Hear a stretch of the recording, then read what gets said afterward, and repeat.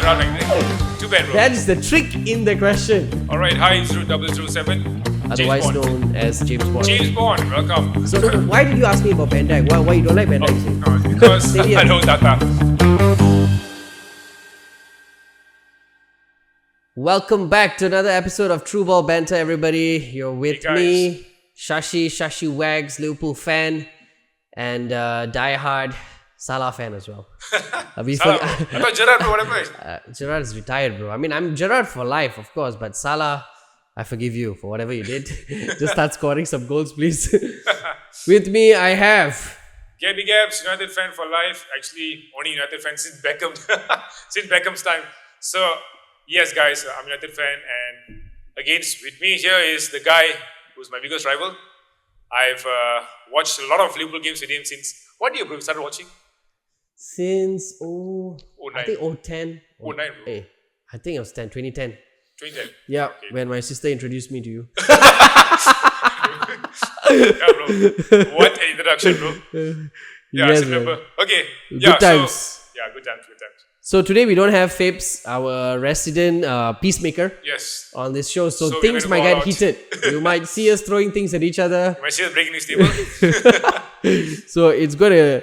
Just FYI, guys, we recorded just now, but I forgot to press record. So we are actually saying this all over again. Yeah. But I think, we just want to start this episode just to welcome every one of you that is watching. And if you are here, you are either a Liverpool or Manchester United fan, which is great. This podcast is for you. It's literally designed for you. Yes, I'm a Liverpool fan. I follow Liverpool since 2007, and I watch all the games. And it hurts me when Liverpool lose, and it brings me the most joy when Liverpool win. I don't know about my friend over here, but let's see. How about you? Well, to be honest, I've supported United since 2002. I have watched all their games during my college days. When they were winning? When they were winning. No. Even when they were losing, I was watching, bro. Just that the only difference is now I don't watch every single game because of too many commitments. But I just do follow them on YouTube for their replays. My hats off to this guy. Like, he watched the match where you guys lost 7-0. Yeah. It takes a true United fan to watch it until the very end. Yeah. I mean, that's one of the most painful days of my life, sitting here and watching with you. Which was one of my happiest days of my life. Alright, so without further discussions, we are just going to go into one of our community questions, right? So if you are watching this and you have a question for us, or you have something you would like us to discuss on the show, just go to one of our episodes or go to one of our community page on our YouTube channel or on Spotify, and just leave a comment there. We'll bring it up. Just drop a comment and just tell us what you want, whatever you want us to speak about, any opinions you feel that we could cover for you guys. We'll be ready there for you. Exactly. So we have a comment from 00Y-07. Alright, hi 0007.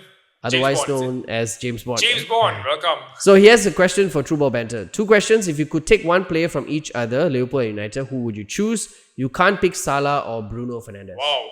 Okay, wait a minute. First and foremost, does this question cover the current team or the... I think it's covering the current, but let's do both. Let's do both. Alright. So start with me or you first? Whoever can. Okay, who's above the league at the moment? Okay, so I'll go first. Okay. Cheap shot, but alright. Alright, so should I go all-time first? Okay, I'll go with all-time first. My all-time first will be United.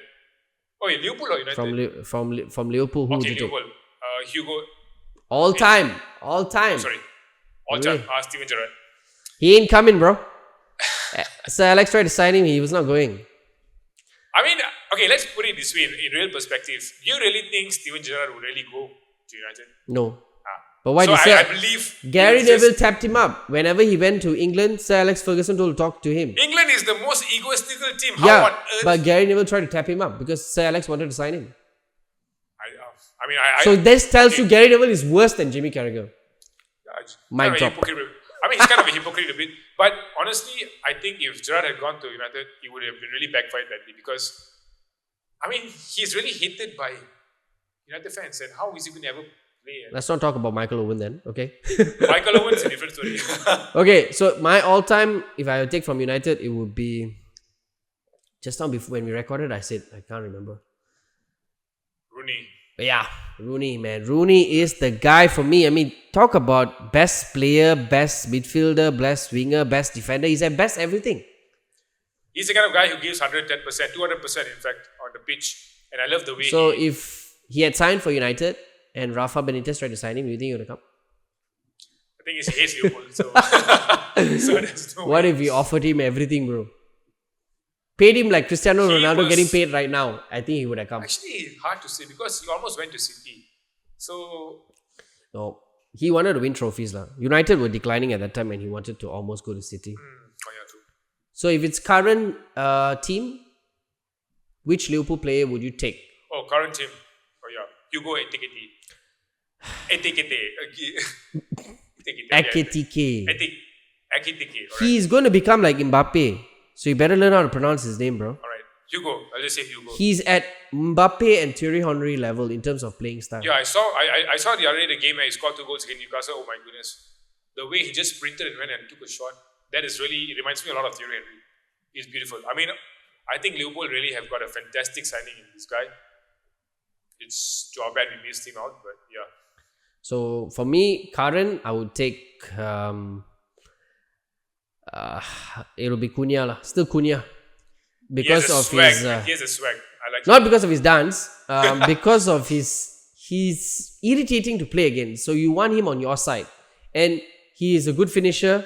He's feisty. He wins fouls. He knows how to play the game at the right time. He knows how to carry the ball. He's kind of like Ekitike in many ways. Just that Ekitike maybe is more clinical. Cunha is more like Firmino kind of facilitation that he does. And he's also Brazilian. So, yeah, I mean, that's the player that I would take. Yeah, definitely. The next question by James Bond is also on summer signings. Who would be your ideal summer signing? This coming summer. Well, unfortunately, the only position that we are going to be really needing a huge revamp will be our central midfield, given Casemiro will be leaving. And of course, Ugarte, it's 50-50. I think you guys should sell Ugarte, by the way. Yeah, you're right.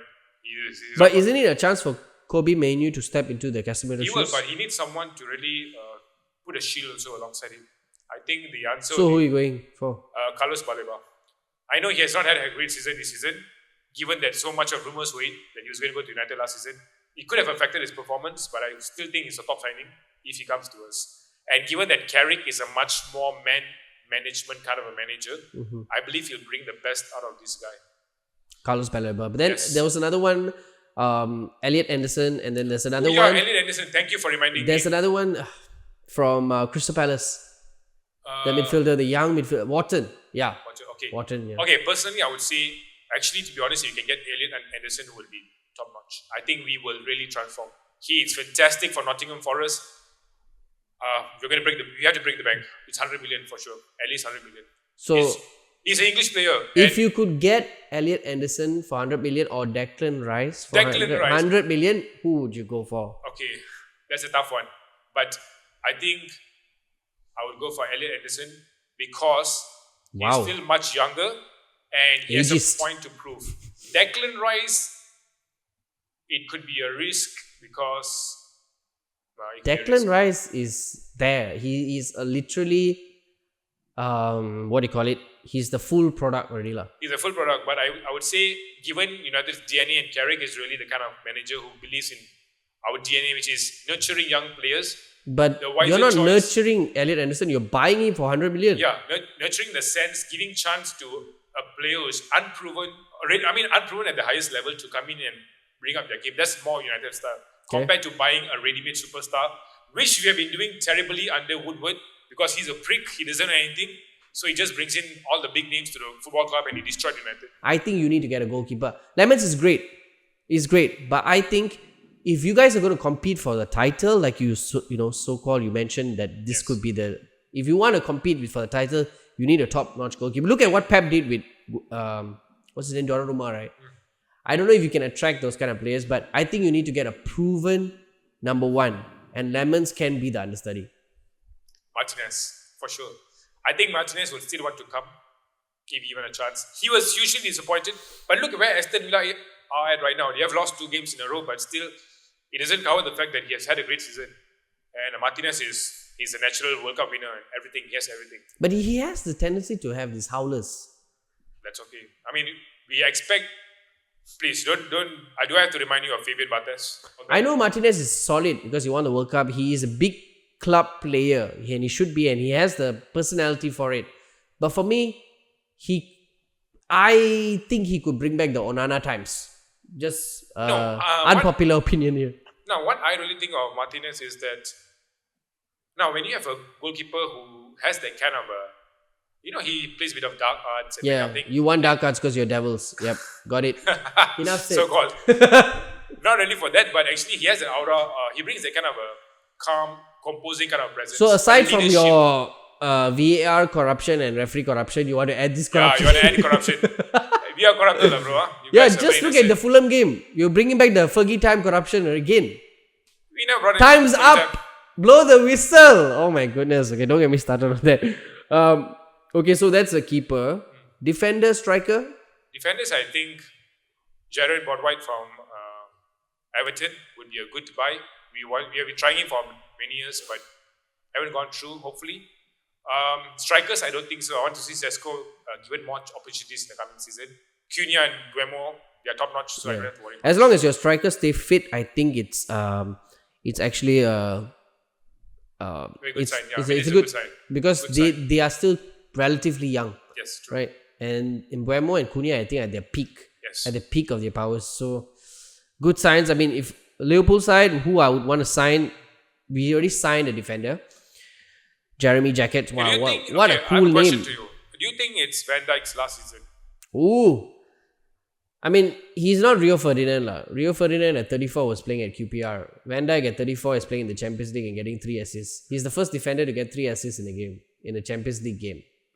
So I don't think... Congratulations for that. A bitter United. What else will we say? Okay, to answer your question, no, I don't think so. I think he will play at the top like Ramos and Maldini. Because if you look at Van Dijk's game, yes, he has pace. But he can pick and choose when he accelerates. Don't forget he's coming back from ACL. And he's coming back to his... Even with coming back from ACL, he's being questioned about, whether he can play, whether he can defend. If I'm being very critical of Van Dijk, I think he is having a poor season.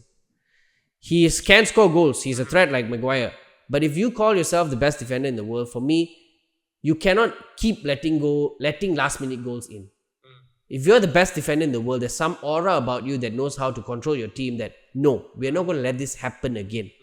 So, yeah, he's having a poor season. Can he bounce back? Depends on the kind of defenders and players we get to support him. Because when he was at his peak, he had Fabinho, Milner, Henderson. These players were killers in midfield. These players didn't care about scoring goals or attacking. These players cared about clean sheets. So, perhaps if he added that kind of more midfield power, because as great as McAllister is, he can easily be shoved off. Yeah, of course. So we need more muscle, I think. We need more muscle and endurance, which is a shame to say because I feel if we got Caicedo, he was a game changer. I think McAllister is great. I wouldn't want to replace McAllister, but Caicedo is the kind of midfielder we need where he has the endurance, he has the lungs like Kante, and he can really, go toe to toe with any other player. Yeah, Chelsea's win. So why did you ask me about Van Dijk? Why you don't like Van Dijk? No, because I think there's a kind of aura where I think Liverpool players, some of them are losing their faith in Slot, and I believe that Van Dijk also, given the way recently in one of his interviews how he spoke about Slot, I think you are aware of that, right? Mm-hmm. So I don't want to bring that up. Bring that up, come on. No, I can't recall exactly what he said, but I know he said something. Just tell us the gist of what he said. Come on. I think was it something like he said you go and ask the manager or something? I'm not sure. I don't want to put anything to your mouth or my mouth. You already put, but okay. I don't ever cause our supporters to be, But come back to your point. Yeah. So do you think that? I mean, he's not telling it because he's the captain. One thing I love about Van Dijk is he's very professional. I admire his professionalism. So people like Van Dijk normally they won't speak out their hearts like how Salah did. They'll keep it inside, they'll bottle it up, and he might just quietly just leave at the end of season. Mm-hmm. Because. But what are you insinuating here that he's not happy with Slot? Yeah, personally. But he's not making it too obvious, like how Salah made it very obvious to the media. Okay. Van Dijk is more professional because he's the captain for Liverpool and he has that kind of a professionalism in him. Okay. So do you think it could actually lead him to No. leave? I think if Liverpool devalue him and perhaps bench him, then I think he may leave. But if as long as he's starting and he's first choice, I think it doesn't get any better than this for him. He's at the age where he can only go downhill from here. You know what I mean, right? Because he's 34. So for as long as he can stay at Liverpool and be a starting centre back and starting centre back is another question. Remember, he's captain. You're talking about our captain correct, here. but now if you're going to still play a captain that's not been having a great season, that may also send a wrong message to the rest of the team. No, I don't think so because we are playing our captain. Our captain in any sport. Okay, this is my opinion. In any sport, your captain by default shouldn't be dropped. Because if your captain is dropped, it is sending a wrong message if you drop him, because it shows the manager doesn't have the faith in the leader that is leading them. Mm-hmm. So then what do you do with a player who's not performing? Then it's a Slot and Van Dijk to have that conversation, right? Because things need to change, and throughout the season you need to lead the team. And after end the season, and then you want to change captaincy and all, that's fine. Yeah. But throughout the season, you stick with him through thick and thin. Yeah, I think personally, figure it out. You're right. I don't think it's right to halfway change captaincy midway of season, and at the end of the season maybe they should change the captaincy. So they could I think it's Van Dijk. I'm happy with Van Dijk, and I'll back Van Dijk up even though he's having a poor season, because for me, when he talks, I listen. He's the captain of my football club, and he doesn't just talk garbage. He talks sense. One thing I would like to see from Van Dijk that I'm not seeing is some responsibility. Just say that we didn't play well today and we need to do better. Yeah. Instead of saying stuff where he talks about, we give it all our best, we're all trying. I'm tired of this all trying. I'm seriously tired. Yeah. Can you all, we all know you're trying, but results matter. How can you keep trying and still concede 6 to 7 last minute goals every other game this season? That's for me not trying. That's not learning from your mistakes. So in a way it's true. But this podcast has become like a therapy session for we don't have a peacemaker, even worse. Okay, but those are the players you signed. I mean, I was talking about us potentially having a centre back, which we already signed, Jeremy Jacquet. 72 million instead of Gay for 20 million. I know, no comments lah, but I hope he's a young, promising defender, and I haven't seen much of him, so I cannot say anything at the moment. In terms of midfield, I would like us to get some muscle, not the likes of Declan Rice or anything like that, because I don't hate Arsenal players. I would like us to get, if we could get a player, Olise, to push Salah a little bit, have a threat on this side that has pace and trickery, and because Olise is at the age where he can be starting to play into a Ballon d'Or career. Really. Because he and Diaz are so good for Bayern Munich, so if he can get him, it'd be great. But I don't. That means Salah is going to be playing on the bench now, because that's where it's heading to. And Salah has to accept his time at Liverpool is slowly coming to a decline already. He has to accept that and slowly accept being a bench player. I don't think so. He's breaking all the records even when he's not performing. He's just become what I think. He has the most goals and assists, goal involvements of a Premier League player. He's breaking records when he's not playing well. So I hope things change and he gets back up to speed, but who knows. But I would like us to sign Olise and definitely another midfielder who I leave it to you, Liverpool fans. Yeah. What midfielder do we need to sign? Bro, your camera is over here. What midfielder do we need to sign? Because I'm tired of us being bullied in midfield. True. Okay, before we end, right? We thought since Fabz wasn't here, we thought, okay lah, we can go toe to toe with some quiz questions. It's Liverpool versus Manchester United, guys. Are you all ready? So, you probably know all these questions, sponsored by ChatGPT. Yeah. Let's go. All right, it's time. Okay, you go first or I go first? You go first lah. You have it ready. Okay, guys, you can use our phones to actually ask these questions because it's all computerized. The origins. Okay, the first topic will be the origins. God, guys, I don't know anything. Then, yeah, you call yourself a Liverpool fan. Okay. Okay, before Liverpool Football Club was formed in 1892, which you don't even know what that freaking question is it? I know. Which rival club of Liverpool actually played their home games at Anfield? Everton. Whoa, you're good and correct, man. Yes, I know this, bro. I'm a historian, okay? Right, your turn, bro. Well done, 1-0. Prepare to die. Question. Who scored Manchester United's first ever Premier League goal in 1992? Bro, I only started watching 2002. I'm 10 years late, bro. Any of you want to help him? Okay, I'll go. I'll give you a clue lah. It starts with the first name is Brian. Okay. Brian Robson. No. But good guess. Brian McClare. Brian McClare. Alright. So yeah, your turn, you ask me. Alright, so 1-0. 1-0 to Liverpool. 1-0 to the so-called chickens. Alright, question number 2. The record breaker. Okay, who holds the record for the most total appearance in a Liverpool shirt with a staggering 857 games? Ian Callaghan. Wow, Ian Callaghan. Whoa! Bro, I know, bro. Oh my god, I'm the top fan, love there. I cannot believe it. Oh my goodness.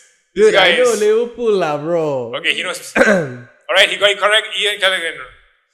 Okay, this is going to be a tough one. Which stadium did United play at before moving permanently to Old Trafford? It's a tough one. Okay, let me think. Bro, I suggest you give up, bro. I don't think you're going to get this, man. Okay, the first one, the last, there's 2 words. The last one is called street. Something street. Okay. New York Street. Bro, it's the UK, bro. Okay. Heaton Street. Bank Street. Bank Street. Bracket Clayton, Manchester. Ooh. Okay, that's quite a rough one. Okay, I'll go easy on you next. Your turn. Alright, European glory. In the famous miracle of Istanbul 2005, Liverpool were 3-0 down at halftime. Who scored the very first goal to start the comeback? Bro, easy, bro. Gerrard, bro. Okay, Steven Gerrard. Okay. 3-0. What year did Manchester United last win the UEFA Champions League? It's an easy one, bro. 2008. Yeah, you got it. Thank you very much, bro, for consoling me. Okay, Liverpool 3, United 1. Okay. Wow. Okay, now it's about the manager. Bill Shankly is credited with building the modern Liverpool Football Club. What was the name of the famous meeting room at Anfield where he and his coaches plotted their tactics? Oh, man. I knew this. Sorry, bro, I don't have options to offer here. I knew this, man. Okay, I'll give a clue. It starts with B. The boot room. The boot room, yes. Alright, so the boot room was where actually Bill Shankly and his team were credited for plotting their tactics. Alright, guys. Alright, next question. This is another easy one. Who is Manchester United's all-time top goal scorer? Wayne Rooney. Yes. Alright. 4-2, guys. Come on. We need to come back. You get an extra point if you can tell me how many goals. 118. 180? 118. 118. Are you kidding me? This is what you think of your star player. I don't know. Bro. Embarrassing. 253 goals. Oh my goodness. I'm short of 200 goals. He overtook... who's the legend always in the games? Alan Shearer. United legend. Ronaldo. Oh my god. Mr. Roy. Dude, these are all current... Talking about legend. The old Tata sitting in the stadium. The old Tata. Andy Cole. Dwight York. Old Tata. Like... Bobby Charlton. Yes. Old. Oh my goodness. Grandfathers. Okay. Liverpool 4, United 2. The game goes on. The Egyptian king, Mo Salah, famously broke the record for most goals in a 38th Premier League season in 2017, 2018. How many goals did he score? 33? 34? Oh damn, I think it's 34. I say 33. 33. Alright, 32 goals. Oh, you have blessed him the extra goal. Okay, it's a close one. I can't believe I got that wrong. I'm a diehard. You almost got it correct. Okay, so 32 your goals. turn. Alright. Which Manchester United player... in the 2008 Champions League final, which penalty kick did Edwin van der Sar save to win the Champions League? From who? Nicolas Anelka. Yes. Alright, 4-3 United. Liverpool leading 4-3. Alright, let's go on next one. You're so not going to get the next one. It's okay, bro. Let's see who can get this. The anthem. You'll Never Walk Alone is the club's world famous anthem. Which Rodgers and Hammerstein musical did this song originally come from? Cannot be the Beatles, right? So... Not the Beatles. I have no idea. I'll help you. I'll give you a clue. C. Start with C. Some... I have no idea, right? It's okay. Yeah. I mean, it's a tough one, guys. I mean, I think it's actually common knowledge, so I should know this, but yeah, I don't know. Okay, it's the carousel. A carousel. Oh, yeah. Okay. Carousel, right? All right. Okay. Last one. Last one. Wait, who asked the person first? No, you asked me now. Okay. So, but who started? Who started at the beginning? Yeah. I think you started, right? I started. Yeah. So, this is the last one, lah. Huh? Let's just make it done. Wait, so many questions, lah. Okay. What was Sir Alex Ferguson's final match in charge of Manchester United, and what was the score? All right. West Brom 5-5. I won't forget that. What year? 2013. What game? What competition? Premier League. Oh, of course. All right. 4-4. You're tied. Shall I be a tiebreaker? Okay, tiebreaker. Who scored the fastest hat-trick in Premier League history while playing for Liverpool? Doing so in just 4 minutes and 33 seconds. Sadio Mane. Hey, no. For playing for Liverpool, Robbie Fowler. Yeah. Against who? Oh, I don't know who is against. Robbie Fowler, correct. Okay, this question actually is... we'll put it this way. This question has to be... Hey, I got the point, lah. Shut up, lah. 5-4. Okay, Robbie Fowler. Alright, okay, fine. Robbie Fowler against Arsenal 1994. Okay, this one you should know, lah. You should know this. If you don't know, I don't know what to say. Which academy graduate has made the most appearances for Manchester United? Academy graduate.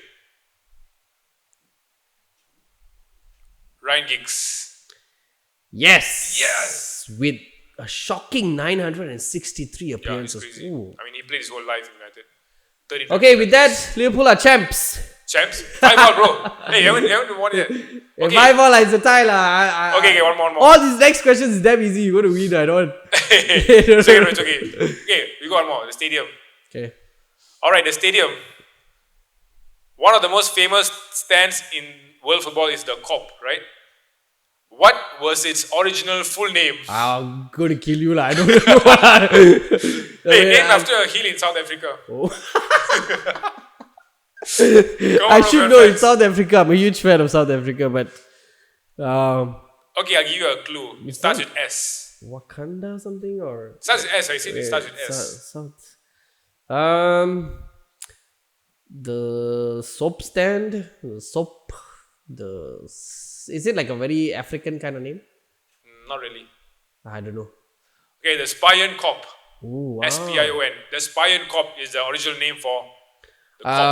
guys, double check this, because I'm worried about fake news TV.